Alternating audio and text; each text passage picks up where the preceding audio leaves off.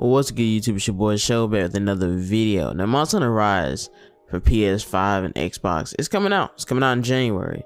Ever since they were first introduced, Monster Hunter games have been met with amazing success. They got a whole bunch of sequels, and Monster Hunter games in general have managed to garner a dedicated following. What makes Monster Hunter so popular? To be honest, Monster Hunter provides a very unique experience. You know, for me, I like hunting monsters. I like skinning them. I like making cool armor out of them. You know, for me, this simple gameplay loop is enough. Specifically talking about Monster Hunter World, since how that's, in my opinion, the best incarnation, even though Rise may have better gameplay features. I'm talking about the whole Monster Hunter series as a whole. I would say though, judging from Monster Hunter World, you know, in Rise, you're basically in a large open world environment. A lot of different weapons, a lot of different abilities. You know, you're hunting and fighting a lot of different, vastly different monsters.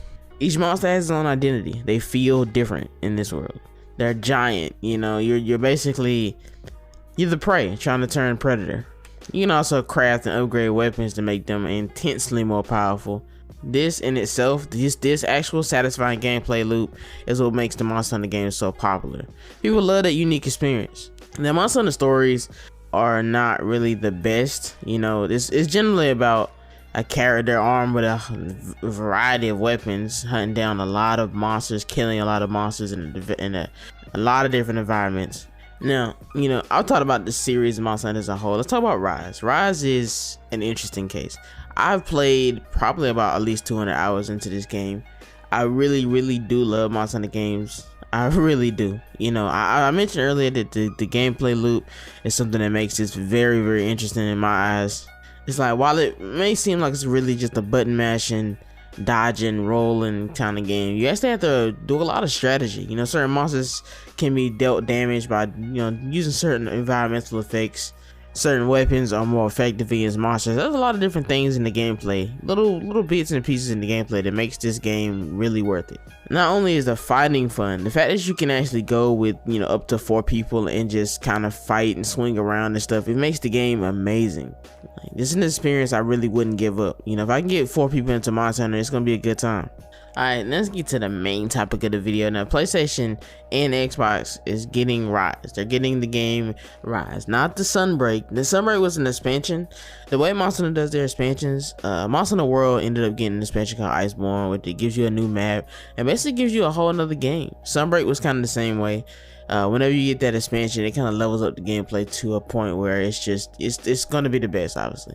It's a DLC, but it's also an expansion. You know what I'm saying? It's just a really big DLC in my book, both of them.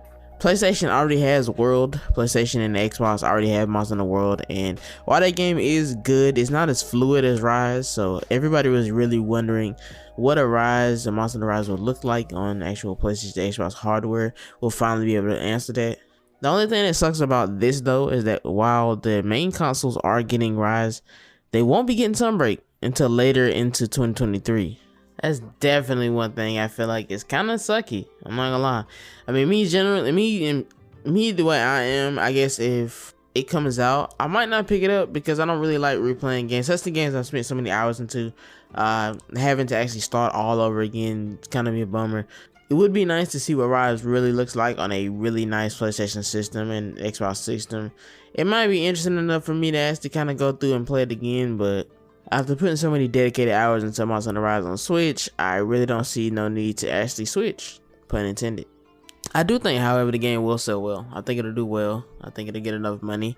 A lot of people just haven't even really dived into the Switch that much. You know, most of the time, people, if they have 2 consoles, it'll be a PlayStation console, an Xbox console, and then a Switch. That's just how it is now. Switch is an amazing selling console, so a lot of people have it, you know. So a lot of people will actually be playing the Switch Monster Hunter and not want to switch. You know, if graphics was the only issue, there'd be a difficult conversation there. All in all, that's really all I got to say about it. You know, I do love the game. I think it'll do decently. I mean, it's not like the worst idea to kind of port it to these consoles. I just feel like it's a little late. I think honestly they should have ported Rise before Sunbreak even came out, so that way it would have got everybody hyped for Sunbreak, but obviously that would probably mess up the Switches. And with that being said, guys, thanks for watching. Please subscribe, and we'll see if we'll be playing Monster Hunter Rise on PS5 soon enough. I'll see you guys next video. キングクリムゾンスタープラチナザワやれやれだぜ。